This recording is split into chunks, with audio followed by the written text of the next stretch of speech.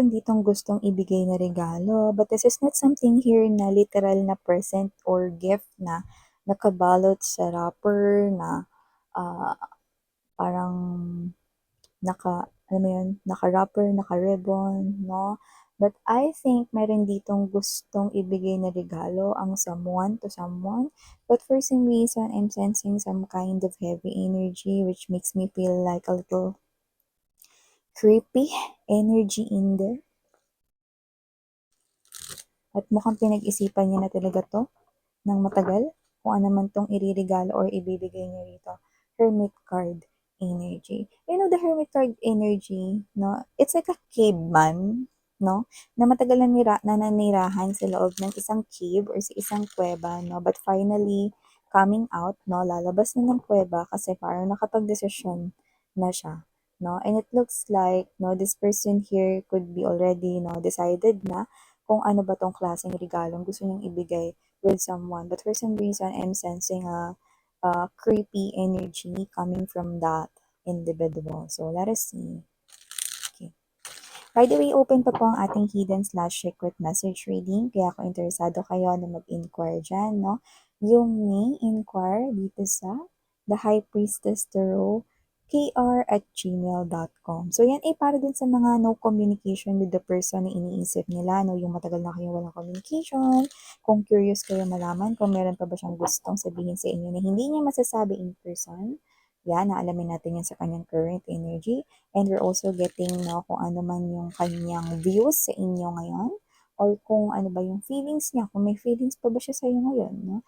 We're gonna read that person's current energy real time. So, if you're interested, then go ahead, no, inquire dyan sa Gmail na pinakita natin sa screen or nakikita ninyo ngayon sa screen. So, yeah, let's take a look at, no? What is this reading right here? Because I think this is something here that is not usual. Let us see. Altogether, let's find out what is this really all about.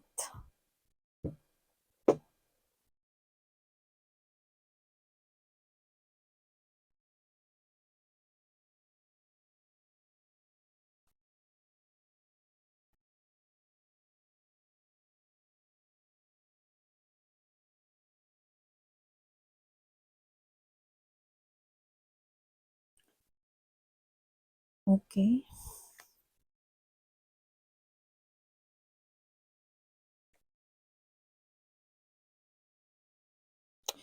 Beware of this person, mga babes, no? Pero, syempre, tingnan muna natin yung iba pang mga informations dito so that, no, marelay ko sa inyo yung mga messages ng maayos at malinaw.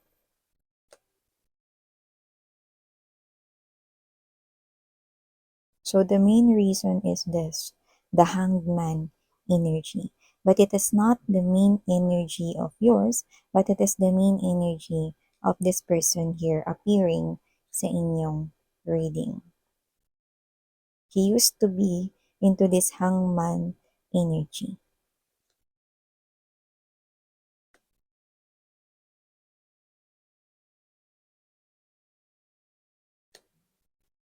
Spirits are saying, you must be maging ganito na Queen of Swords energy. I'm gonna explain it sa inyo later.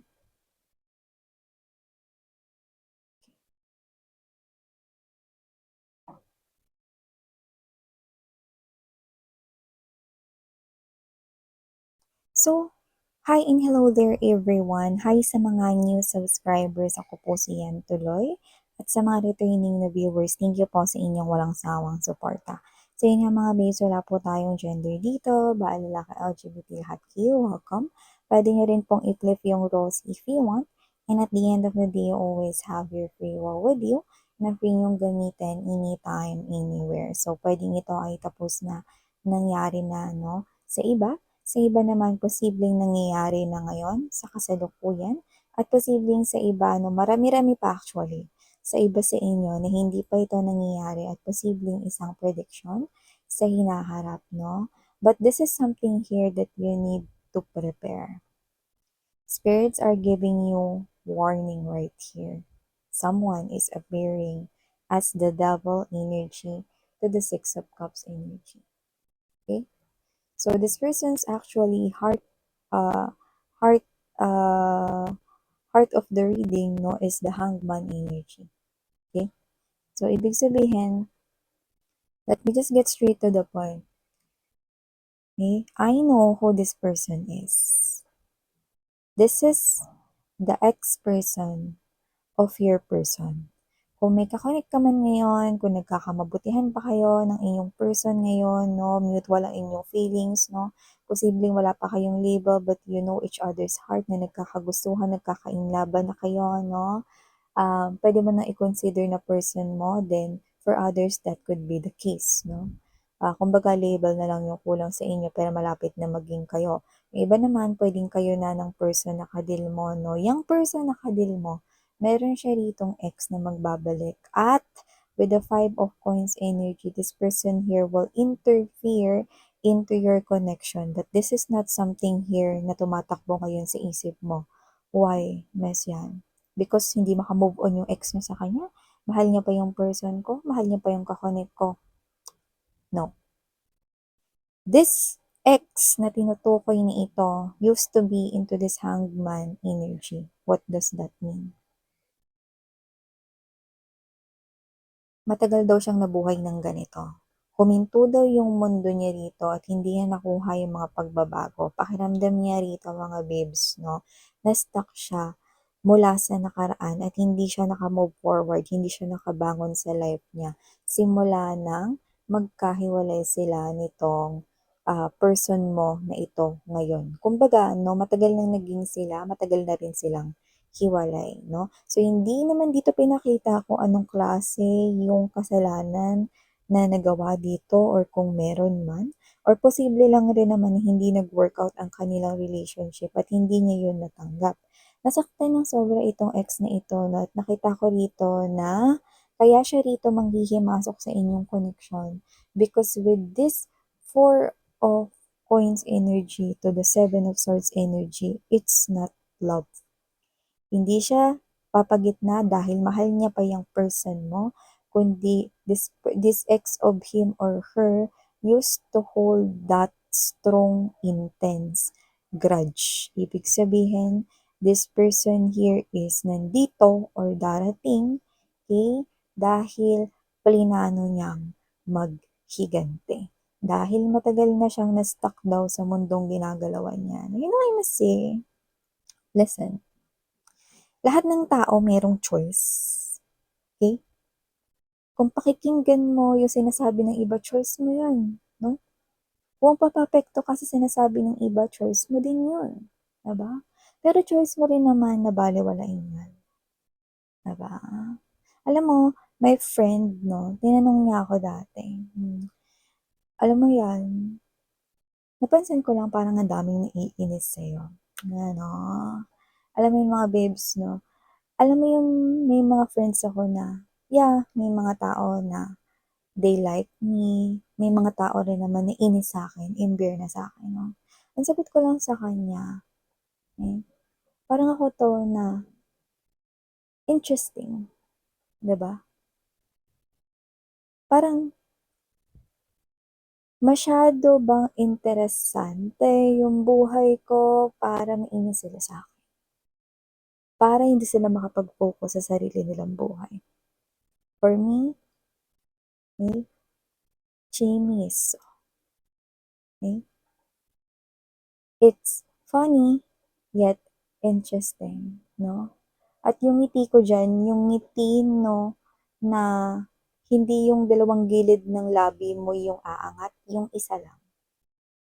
Diba? Yun yung tinatawag ng ngiting aso ng iba, no? Pero ganun ako nung sinagot ko yun. Others might think, may inis dun sa punto mo, miss yan. Pero for me, Chinese. They find my life interesting. Okay? And I'm grateful for that. Yeah, you might think, no, na para akong kontrabida, no, dun sa parte na yun na pero who cares? Eh, ano ba bang ibang dahilan kung ba't niyo ako pinag-uusapan? Ibig sabihin interesado kayo sa buhay ko. Why? Dahil hindi interesado yung buhay ninyo para sa inyo? Come on, di ba? So, yun lang yan, no? And dito may choice naman tong ex niya na wag nang maghigante, no? At magpatuloy na lang sa kanyang life, no? Imagine, kung matagal na silang hiwalay ng ex niya na yan, no? At hindi siya naka-move on. Do you think it's still the fault of your person now? Diba? Hindi. Kasi choice ng ex niya na kumapit at ma-attach doon, no, sa energy ng nakaraan, no? Kakaisip niya kung paano maghiganti rito na aksaya niya na yung mahabang oras at panahon na sana nakapag-move on na siya. Am I right? Diba? So, I do see right here, mga babes, no, that sometimes you need to be honest with yourself. Okay? Do not think about what other people will tell you. Papa. Who cares? It's your life anyway. Diba? So, ang nangyari dito, kumapit siya sa ganong klase ng unhealthy attachment, hindi siya naka-move on sa nakaraan, ito siya nagbabalik, no, hindi. Kailangan makapaghiganti ako dito sa ex ko para maka-move on na ako. Is it necessary or is it kailangan? Well, I can say human beings are definitely different, no, pagdating sa kanilang mindset. However, this is the type of mindset we're in. Pinili niyang mag-suffer for that long time at napunta siya ron sa energy ng sadness for that long time. So, sinong nag-suffer? Siya din. Diba? Hindi siya naka-move on dahil kasalanan din niya. And now, this ex-person right here, no, ready na siya for comeback. No? Hindi ito coincident lang. Talagang papasok siya dito sa buhay ninyo. Pinagplanuhan niya yan. So, posibleng meron dito na posibleng siraan niya yung person mo sa'yo because of that past thing or because of that nakaraan or pwede mag-imbento na lang siya rito ng kwento. Diba? Okay? Yung iba naman, posibleng, kunwari, gagawa siya dito ng paraan, no? Na gusto niya kunwari makipagbalikan dito sa person mo, no? After all these years or after such a long time, no? Pero lahat yun hindi totoo kasi nandito siya para maghigante. Okay? So here I do pick up that this is you. You are someone here who is mature. I'm seeing that. And you are someone here, no, na mabilis ka makapick up dito. And you clearly know your person here. So, spirits are saying, step into this type of Queen of Swords energy. You need to protect your person here. Raise your sword up because an enemy is coming. Okay? I do see that you need to fight for this connection right here because the person na nakadil nitong person mo ngayon, okay, hindi na yun yung dating siya. Okay? Ang tagal na ng panahon na yun. No? So, nakita ko dito, naniwala ng bahid ng kahit na katiting na pagmamahal ang person na kakonek mo ngayon sa kanyang ex, kaya wala kang dapat i-worry at alam mo yun. You know your person here really well. Okay? Kaya kung ito man ay malalaman mo na ex niya rito, no, or masisiraan mo siya ng taong to, it will not get through you. Why? Because, I repeat, mas kilala mo ngayon yung person na yan, and your person ngayon is not resonating na sa old self niya noon. So, however, this is you appearing here as someone mature, okay? And you're gonna cut this, I'm hearing that, no, SHIT word, no? Hindi ko nababanggitin because, you know, I'm very conservative. And at the same time, that is a bad word, no? So, you're gonna cut that, diba? And then, this is you will not pay attention here. So, meaning to say, This is just an indication na hindi magtatagumpay yung or hindi magiging successful yung paghihiganting gagawin niya. Ang masasaktan lang din dito, no, ay walang iba kundi siya din. Alam mo kung gusto mo talagang gumante sa taong nanakit sa'yo ng bongga, no, hayaan mo siyang maging masaya. Yan, 'di ba?